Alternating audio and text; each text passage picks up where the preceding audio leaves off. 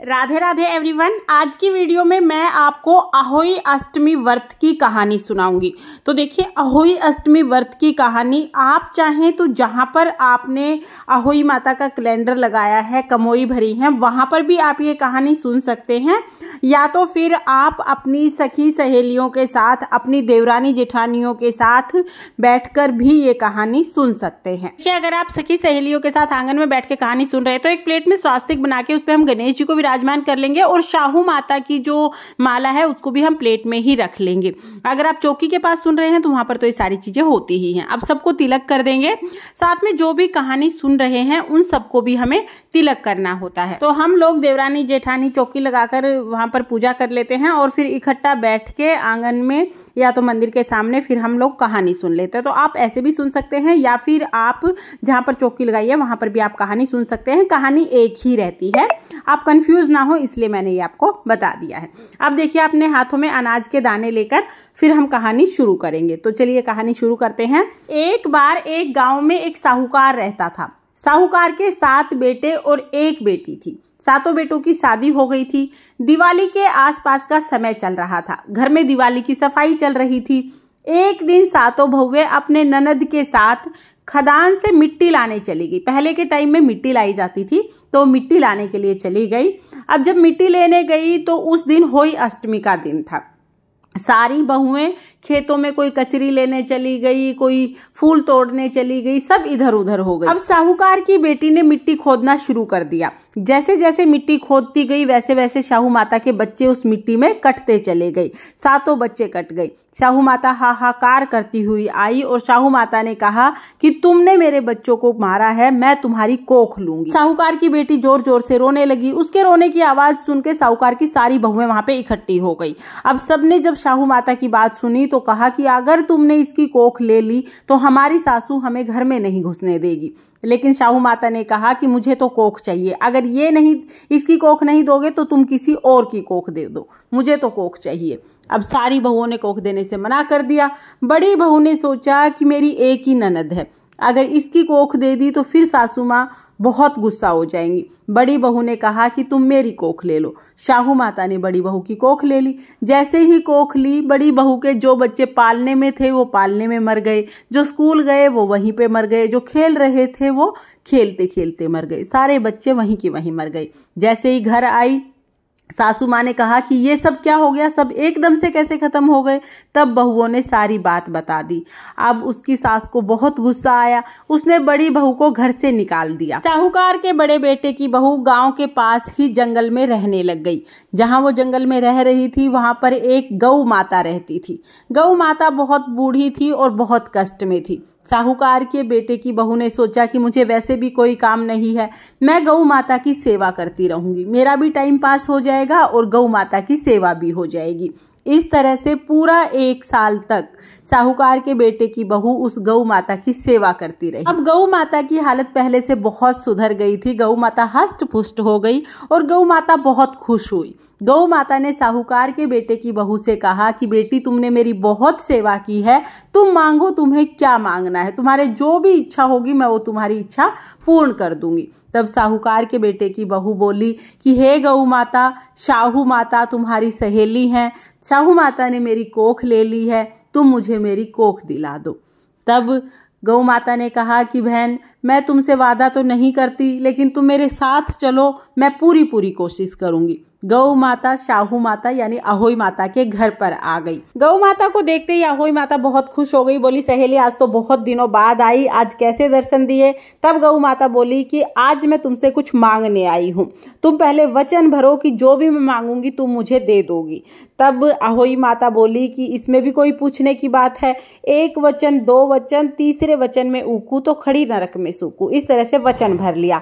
तब गौ माता बोली कि बहन, तुमने इस बहू की कोख ली है, अगर तुम मेरी सहेली हो तो तुम इसकी कोख वापस कर दो। इस बहू ने मेरी बहुत सेवा की है, तुम्हें इसकी कोख वापस करनी पड़ेगी। तब अहोई बोली कि बहन, तूने तो मुझे ठग लिया, इसकी ननद ने मेरे सारे बच्चों को काट दिया था, इसलिए मैंने इसकी कोख ली थी और तूने तो मुझे ठग लिया।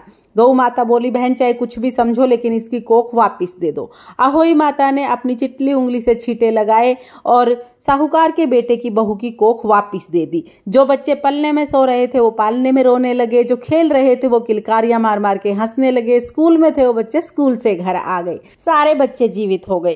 तब गौ माता बोली कि अब इनको रहने के लिए भी जगह चाहिए। दूसरे वचन में अहोई माता ने छींटे लगाए तो जहां पर झोपड़ा था जंगल में वहां पर महल बन गया। अब गौ माता बोली कि बहन इनको खाने पीने के लिए धन की जरूरत भी पड़ेगी, तो तीसरे वचन में तुम इनके घर को अनधन से भर दो।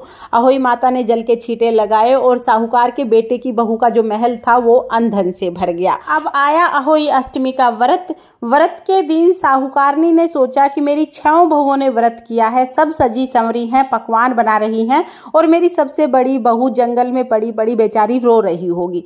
उसको बड़ी दया आई तो साहूकारनी ने एक प्लेट में पकवान भर के अपनी नौकरानी से कहा कि ये पकवान मेरी बहू को दे के आ जाओ। नौकरानी जैसे ही जंगल में आई तो देखा कि जहां झोपड़ा था वहां पर तो बहुत बड़ा महल बन गया है और साहूकारनी की बहू तो कंडवारे बांट रही है। वो भागी भागी वापस आई और आके बोली, माँ जी आपकी बहू ने तो अहोई अष्टमी का व्रत किया है, वहां पर तो महल बन गया है, आपकी बहू तो कंडवारे बांट रही है। साहूकारनी ने कहा, दोरानी जिठानी तो सबकी बोली मारे, तू तो पैसे से खरीदी हुई, तू भी क्यों बोली मारे। तब नौकरानी बोली, बोली नहीं मार रही माँ जी, आप खुद चल के देख लो। साहूकारनी नौकरानी के साथ साथ जंगल में आ गई। आके देखा कि जहाँ पे झोपड़ा था वहां पे बहुत बड़ा सा महल बन गया है, कढ़ाई चढ़ रही है, बच्चे आंगन में खेल रहे हैं और बहू कंडवारे बांट रही है। साहूकारनी भागी भागी घर के अंदर गई और जाके बहू को गले से लगा लिया। हे बहू, ये क्या आन बिनान किया, ये सब कुछ कैसे हो गया।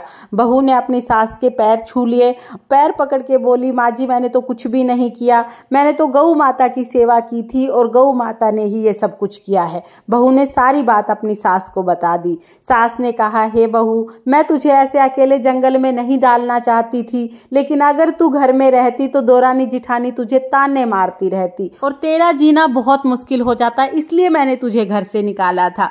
बहू ने अपनी सास के चरण छुए और कहा, माँ जी मैं जानती हूँ आप दिल से बुरी हो ही नहीं सकती हैं। सास बहू के गले लगे, बहू सास के गले लगे, दोनों सास बहू कंडवारा बांटने लगी। पूरे घर में खुशियां छा गई। साहूकारनी ने पूरे नगर में ढिंडोरा पिटवाया कि सभी महिलाएं अपने बच्चों की लंबी उम्र के लिए अहोई अष्टमी माता का व्रत पूजन जरूर जरूर करें। हे अहोई अष्टमी माता, जैसे आपने साहूकार के बेटे की बहू के साथ पहले किया वैसे किसी के साथ मत करना और जैसे बाद में किया वैसे सबके साथ करना। इस कहानी को कहते सुनते हुकारा भरते सबकी संतान को लंबी उम्र प्रदान करना और सबको संतान देना। ये थी अहोई अष्टमी की व्रत कथा। अब इसके बाद हम एक विनायक जी की यानी गणेश जी की कहानी जरूर सुनेंगे। तो चलिए गणेश जी की कहानी शुरू करते हैं।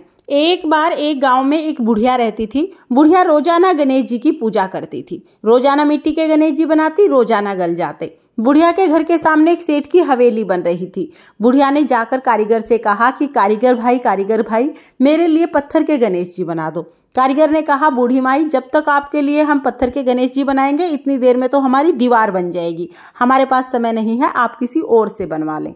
ये सुनकर बुढ़िया को बहुत बुरा लगा। बुढ़िया ने मन में सोचा, भगवान करे तुम्हारी दीवार टेढ़ी बन जाए। ये मन में सोच के बुढ़िया अपने घर वापिस आ गई। अब जैसे ही कारीगर दीवार बनाए दीवार टेढ़ी हो जाए, फिर दीवार को गिराना पड़े, फिर बनाए फिर टेढ़ी हो जाए, फिर गिराना पड़े। ऐसे ही बनाते गिराते सुबह से शाम हो गई। सेठ जी घर पे आए। सेठ जी ने कहा कि आज कोई काम नहीं किया है। तो कारीगर बोले कि सेठ जी काम तो बहुत कर रहे हैं, लेकिन जैसे ही दीवार बनाते हैं दीवार टेढ़ी हो जाती है और फिर से दीवार को गिराना पड़ता है। फिर कारीगर ने सेठ जी को बुढ़िया के आने की सारी बात बताई। सेठ जी ने कहा, मुझे बुढ़िया के पास लेके चलो। कारीगर सेठ जी को बुढ़िया के पास ले गए। वहां जाकर सेठ जी ने बुढ़िया से कहा, हे बूढ़ी माई, हम आपके पत्थर के नहीं सोने के गणेश जी बनवा देंगे, आप हमारी दीवार सीधी करा दो। अब गणेश जी तो सारी बात सुन ही रहे थे। जैसे ही सेठ जी ने ये बात कही सेठ जी की दीवार सीधी हो गई। सेठ जी ने भी बूढ़ी माई को सोने के गणेश जी बनवा के दिए।